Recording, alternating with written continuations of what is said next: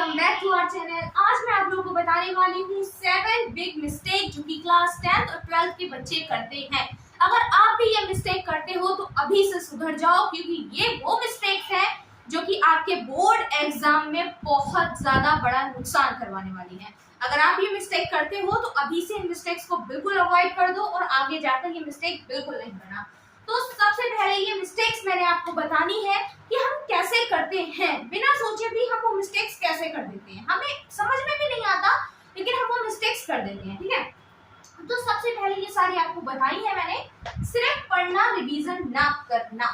क्या करते हैं, सबसे पहली गलती हम क्या करते हैं, सिर्फ और सिर्फ पढ़ते हैं, रिवीजन नहीं करते हैं, है ना। यही तो करते हैं, कोई भी हो। सिर्फ बच्चे क्या करते हैं, बुक उठाई, खोलना, पढ़ना शुरू कर दिया, रिवीजन नहीं करते हैं उसका। लेकिन आपको क्या करना है, सिर्फ पढ़ना है, रिवीजन नहीं करना। ऐसा बिल्कुल नहीं करना है, ठीक है।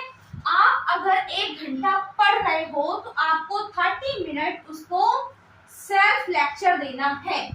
आप कुछ भी चीज पढ़ रहे हो, A to Z आप जो भी पढ़ रहे हो, आपका जो मन करे, जो भी सब्जेक्ट आप पढ़ रहे हो, बस ध्यान रखना सिर्फ पढ़ना ही नहीं है, बल्कि उसका रिवीजन भी करना है। ठीक है, रिवीजन यहाँ पे ना लिखा है तो रिवीजन भी करना है आपको। रिवीजन साथ में करते चलोगे तो कभी भी आप पढ़ा हुआ भूलोगे नहीं। टाइम टेबल बनाना है, फॉलो ना करना। बच्चे क्या करते हैं, टाइम टेबल तो बना लेते हैं बट उसको फॉलो नहीं करते हैं, है ना। ये सबसे बड़ा मिस्टेक होता है। टाइम टेबल बना लिया, चार्ट बना के लगा लिया, कुछ बनाया लगा लिया, चार्ट ये बनाया वो बनाया लगा लिया, लेकिन ये क्या है, ये बहुत बैड हैबिट होती है। अगर आप ऐसा कर रहे हो, टाइम टेबल बना रहे हो बट उसको फॉलो नहीं कर रहे हो ना, तो ये गलत तरीका है। ठीक है, जब भी आप टाइम टेबल बनाओ, ध्यान रखो उसको फॉलो जरूर करो। टाइम टेबल होगा, आप उसको फॉलो करोगे तो उससे क्या होगा कि आपने आज टाइम टेबल बनाया, आपने उसको फॉलो किया, तो कल के लिए आप मोटिवेट होगे। आपके पास इतना मोटिवेशन आएगा कि अरे नहीं यार, मैंने तो ये बनाया था, अब मुझे इसको फॉलो करना है। ठीक है, तो टाइम टेबल को फॉलो करना है। ये मिस्टेक थी, बट आप इसको मिस्टेक्स नहीं बनाओगे, आप इसको अपनी खामियां अच्छाइयां बनाओगे। उन खामियों को दूर कर आप उसमें ही अच्छाई देखोगे।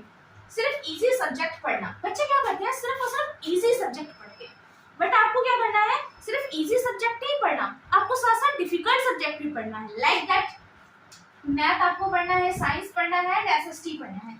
आप इन दोनों को, तीनों को साथ में लेकर चलोगे, शुरू से ही लेकर चलोगे।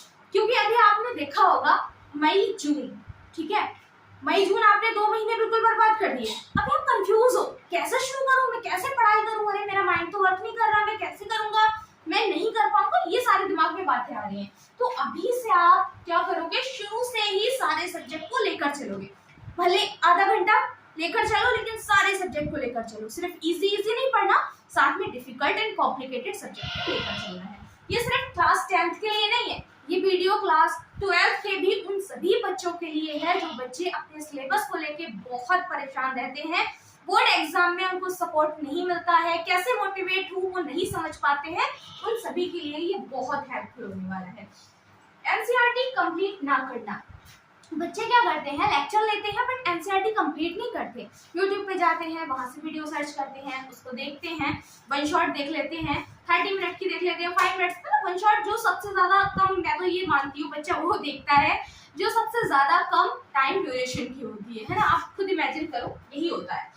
तो सिर्फ वो देख लेने से कुछ नहीं होता। वो क्या होता है, जैसे कि अभी मैं बता दूं आपको कोई chapter, like that human reproductive system. हम रिप्रोडक्टिव सिस्टम की बात कर रहे हैं। अगर आपने उसका वन शॉट देखा, ठीक है, मैं अभी आपको वन शॉट बता दूं तो क्या होता है, इसको मैं आपको रफली बताऊंगी, एक्सप्लेन करूंगी हिंदी में, बट मैं वोकैबुलरी नहीं बताऊंगी ना साथ में।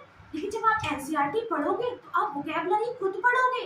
वोकैब को आपके माइंड में कैचअप करने से कोई नहीं रोक सकता।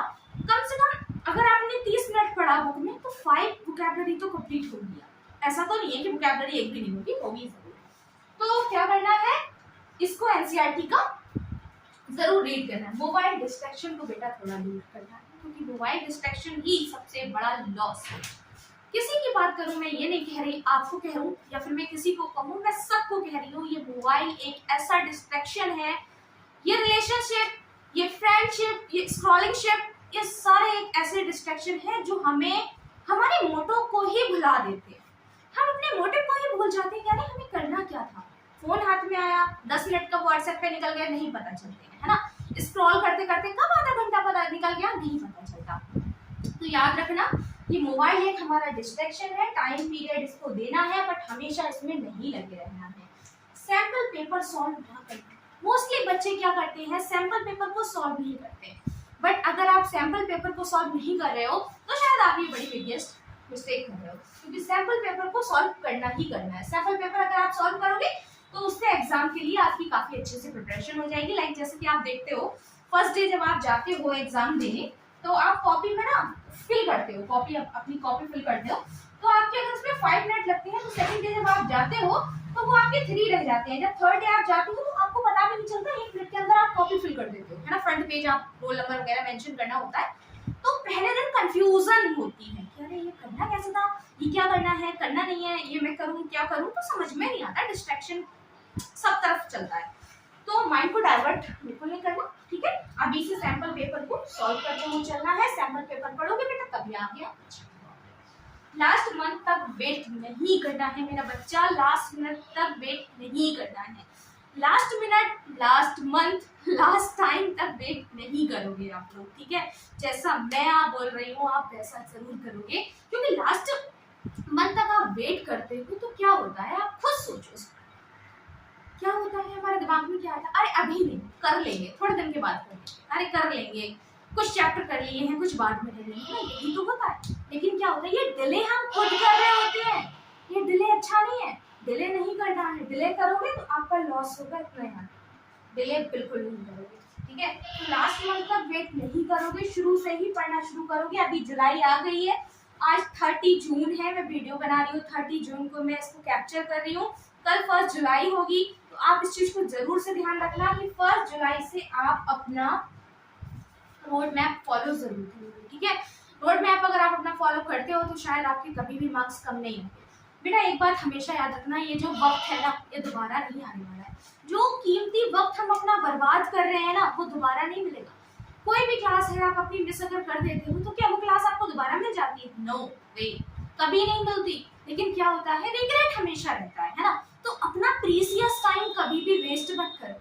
जो वेस्ट कर रहे हैं उनको भी समझाओ कि प्रीसियस टाइम है, इसको वेस्ट बिल्कुल नहीं करना।